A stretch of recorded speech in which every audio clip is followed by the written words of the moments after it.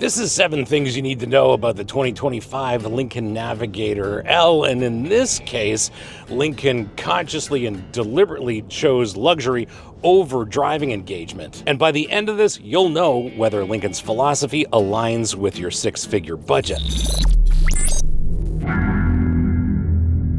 I'm your host, Brian Makse, racer, lover of driving fast, fun things, and on this channel, you normally get reviews for drivers from drivers, but in this episode, it's 7 things you need to know about the 2025 Lincoln Navigator L before buying. Not luxury features, not specifications, but a look into the engineering philosophy behind this Lincoln, starting with all the power and torque that you'll never actually use. This Navigator makes 440 horsepower and 510 pounds of torque, and on paper that sounds very impressive. Lincoln made their choice and they chose Sanctuary, and if you want a sports SUV, well, they've politely shown you the door to the BMW store. This sits on a fully boxed frame with aluminum body panels bolted to it, which means Lincoln chose that tried and true old school engineering philosophy for a luxury SUV. For this Navigator, Lincoln chose durability over dynamics, and if you're going to use all of its capabilities, this is the right choice. But if you're mostly driving on paved roads around the suburbs, then you're carrying a dynamic penalty for capabilities you'll never use. 7 dynamic safety systems stand between your inputs and this Navigator's actual response. This Navigator gives you Excite mode, which changes when the systems intervene, not whether they intervene. Another way to look at Lincoln's philosophy here is that they've decided to protect you whether you like it or not. For this L, Lincoln has added 9 inches between the front and rear axles, and they market this as additional third row space, which is true to an extent, but not entirely accurate. And for me, this L is the default choice because it's the practical choice for the mission profile that most buyers actually have for a Navigator. The dynamics penalty is real, but the cargo carrying capability is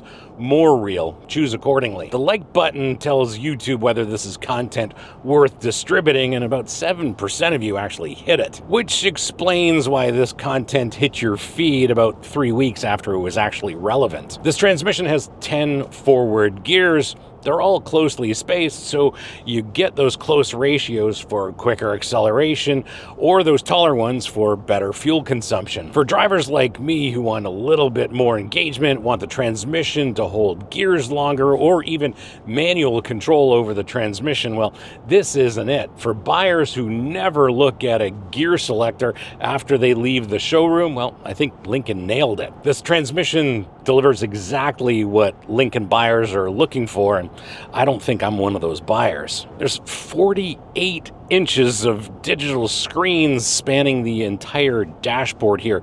Lincoln calls this the Lincoln Digital Experience.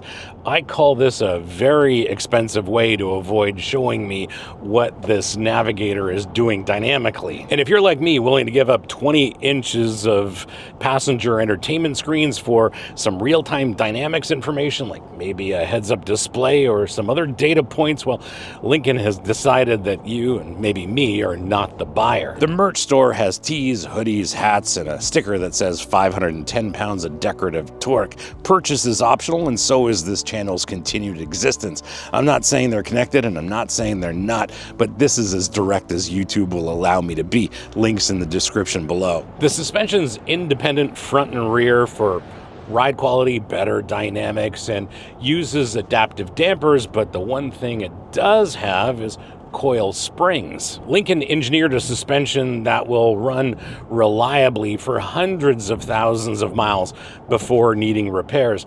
Other car makers, maybe 100,000 miles before they have to go to the dealer. Different value, but different customers, and both of those approaches are correct for the intended buyer. Here's the question that matters. Which of these 7 things is a deal breaker when it comes to purchasing a 3-row luxury SUV like this? Comment with your answer below and whether you're actually looking to buy a Navigator, because otherwise you're just theorizing from the sofa. The difference matters, and I spent a week driving this Navigator and I'm still not sure whether my opinion is more valid than yours. Prove me wrong. I'm Brian Makse. Thanks for watching. We'll see you on the next one.